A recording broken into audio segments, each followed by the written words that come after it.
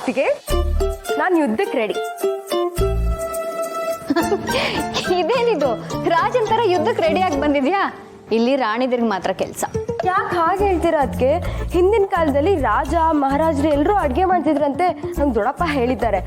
ಅದು ಯಾರೋ ರಾಜ ಇದ್ನಂತಲ್ಲ, ನಳ ಮಹಾರಾಜ. ಹಾ ಅವರೇ ಅವರು ಅಡುಗೆ ಮಾಡೋದ್ರಲ್ಲಿ ಫೇಮಸ್ ಅಂತೆ.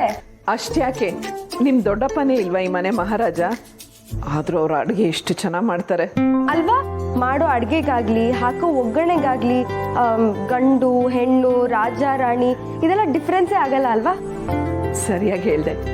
ಈಗ ನಿನ್ ಕೈ ನೋವು ಹೇಗಿದೆ? ನೀವು ಅರ್ಶನ ಹಚ್ಚಿದ್ರಲ್ವಾ, ಕಮ್ಮಿ ಆಯ್ತು. ಪೂರ್ಣಿ, ಅವಿ ಏನೋ ಕರೀತಾ ಇದ್ದ, ಏನು ಅಂತ ಕೇಳು. ನಾನೀಗ ಯಾವ ಅಡುಗೆ ಕಲೀಲಿ? ನಿನ್ ಮದ್ವೆ ಆಗೋ ಹುಡುಗನ್ಗೆ ಯಾವ್ದು ಇಷ್ಟ? ಅವರಿಗೆ ಕೇಸರಿ ಬಾತ್ ಅಂದ್ರೆ ತುಂಬಾ ಇಷ್ಟ. ಒಳ್ಳೇದೇ ಆಯ್ತು. ಹಾಗಾದ್ರೆ ಮೊದ್ಲು ಅದನ್ನೇ ಕಲಿ. ಈಸಿಯಾಗೂ ಕಲಿಬೋದು, ರುಚಿಯಾಗೂ ಮಾಡ್ಬೋದು. ಕೇಸರಿ ಬಾತ್ ಹೇಗ್ ಮಾಡೋದು? ಮೊದ್ಲು ರವೆ ಹುರ್ಕೋಬೇಕು.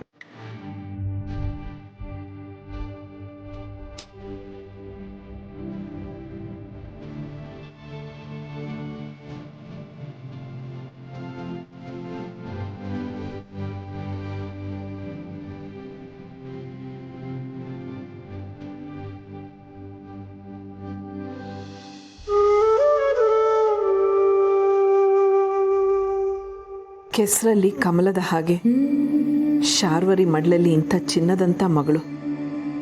ಇವಳು ಮದುವೆಗೆ ಯಾವ ಸಮಸ್ಯೆನೂ ಆಗಬಾರ್ದು. ತಾಯಿ ಮಾಡಿದ ತಪ್ಪಿಂದ ಮಗಳು ಶಿಕ್ಷೆ ಅನುಭವಿಸ್ಬಾರ್ದು.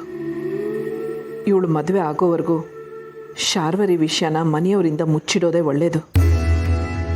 ಆದರೆ ಮಹೇಶ್ ಒಬ್ಬರಿಗೆ ಶಾರ್ವರಿ ವಿಷಯ ಹೇಳಬೇಕು ಅನಿಸ್ತಾ ಇದೆ. ಹೌದು, ಇವತ್ತು ಅವ್ರ ಜೊತೆ ಮಾತಾಡಬೇಕು. ಏನದಕ್ಕೆ ಏನೋ ಮಾತಾಡಬೇಕು ಅಂತಂದ್ರಿ? ನಾವು ಮಾತಾಡೋದನ್ನ ಮನೇಲಿ ಯಾರು ಕೇಳಿಸ್ಕೋಬಾರ್ದು ಅಂತನೂ ಅಂದ್ರಿ. ಏನು ವಿಷಯ ಅದಕ್ಕೆ? ಮಹೇಶ್ ಅವರೇ, ಈ ವಿಷಯನ ನಿಮ್ಗೆ ಹೇಗೆ ಹೇಳಬೇಕು ನನಗೆ ಗೊತ್ತಾಗ್ತಾ ಇಲ್ಲ. ಇದನ್ನು ಹೇಳಿದ್ರೆ ನೀವು ನಂಬ್ತಿರೋ ಇಲ್ವೋ ಅದು ನನಗೆ ಗೊತ್ತಿಲ್ಲ. ಆದರೆ ಇದನ್ನು ಹೇಳೋದು ನನ್ನ ಕರ್ತವ್ಯ. ಯಾಕೆಂದರೆ ಇದು ಸಾಮಾನ್ಯದ ವಿಷಯ ಅಲ್ಲ ಮಹೇಶ್ ಅವರೇ, ಇಡೀ ಮನೆನೇ ಮುಳುಗೋಗುವಂಥ ವಿಷಯ. ಏನು ಹೇಳ್ತಿದ್ದೀರಾ ಅದಕ್ಕೆ? ಮಹೇಶ್ ಅವರೇ, ನಿಮಗೆ ನಿಮ್ಮ ಅದಕ್ಕೆ ಅಂದರೆ ಸುಮತಿ ಅವ್ರ ಸಾವಿನ ಬಗ್ಗೆ ಏನನ್ಸುತ್ತೆ?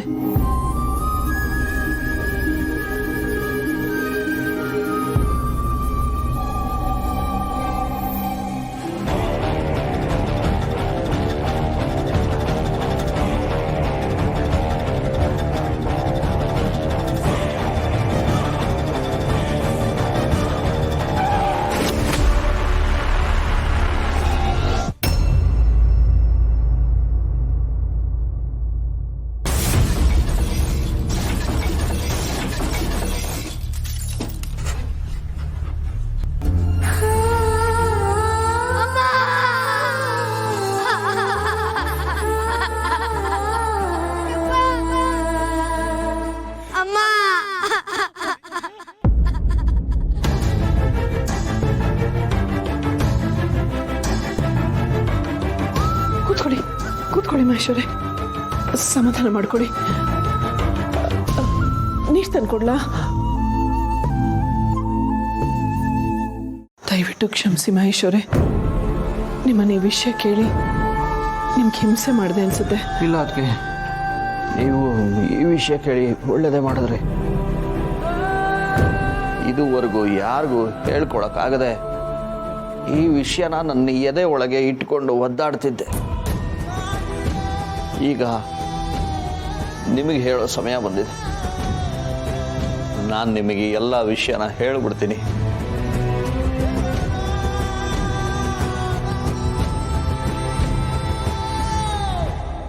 ನಮ್ಮದಕ್ಕೆ ಸಾವಿಗೆ ಕಾರಣ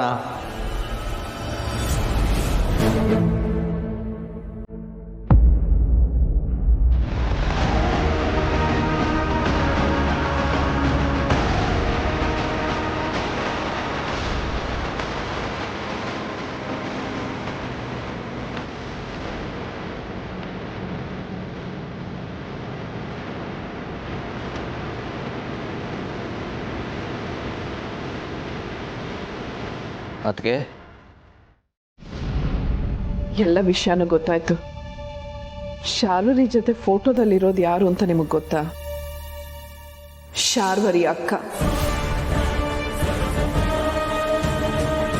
ಅಕ್ಕನ ಸಾವಿನ ಸೇಡ್ ತೀರಿಸ್ಕೋಬೇಕು ಅಂತಾನೆ ಶಾರ್ವರಿ ಈ ಮನೆಗೆ ಬಂದು ಸೇರ್ಕೊಂಡಿದ್ದು. ನಿಮ್ಮನ್ನು ಮದುವೆ ಆಗಿದ್ದು ಈ ಮನೆಗೆ ಬಂದು ಸೇರ್ಕೊಳ್ಳೋದಕ್ಕೆ ಒಂದು ನೆಪ ಅಷ್ಟೆ.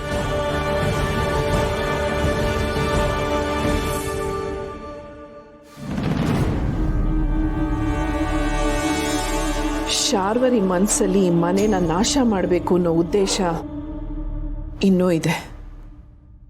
ನಿಜ ಅದಕ್ಕೆ ನೀವು ಹೇಳ್ತಿರೋದೆಲ್ಲ ನಿಜ.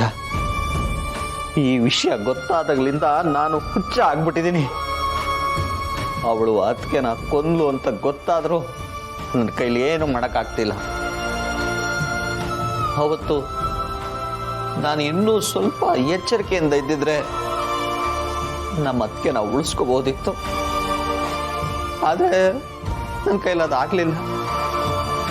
ಇವಳು ನಮ್ಮ ಅದಕ್ಕೆ ಬಲಿ ತಗೊಂಡ್ಬಿಟ್ಲು. ಅದಕ್ಕೆ ಕಳ್ಕೊಂಡು ನಮ್ಮನೆ ಅನಾಥವಾಗೋಯ್ತು. ಇಂಥ ರಾಕ್ಷಸಿನ ಮದುವೆ ಆಗಿ ಒಂದು ರೀತಿಲಿ ಈ ಮನೆ ಕಷ್ಟಗಳಿಗೆ ನಾನೇ ಕಾರಣ ಆಗ್ಬಿಟ್ಟೆ. ನೀವು ಸ್ವಲ್ಪ ಎಚ್ಚರಿಕೆಯಿಂದ ಇದ್ದಿದ್ರೆ ನಿಮ್ಮ ಅತ್ತಿಗೆನ ಉಳಿಸ್ಕೋಬೋದಾಗಿತ್ತು ಅಂತ ಹೇಳಿದ್ರಿ. ಅಂದ್ರೆ ಶಾರ್ವರಿ ಹೀಗೆಲ್ಲ ಮಾಡ್ತಾ ಇದ್ಲು ಅಂತ ನಿಮಗೆ ಮೊದಲೇ ಗೊತ್ತಿತ್ತಾ?